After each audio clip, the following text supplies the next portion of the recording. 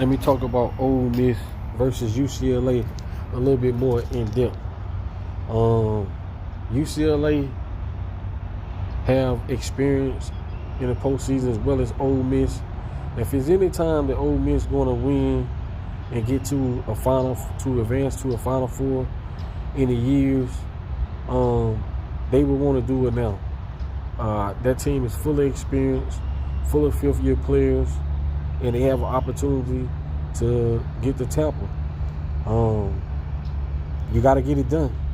When you have that type of experience, as well as TCU, those type teams, you got to find a way to get there. You can't have all that experience and not get to the Final Four, in my opinion.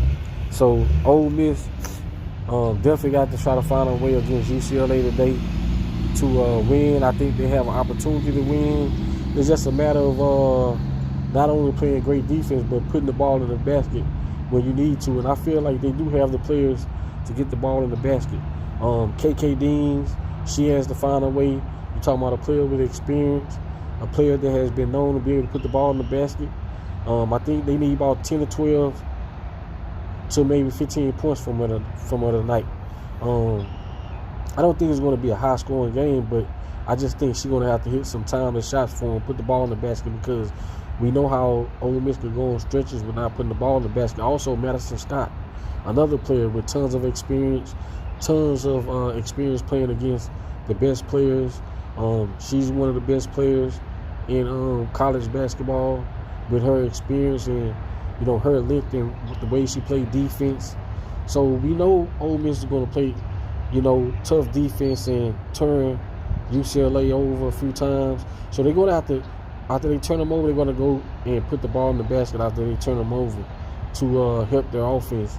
So, like I said, Ole Miss has every chance to win this game.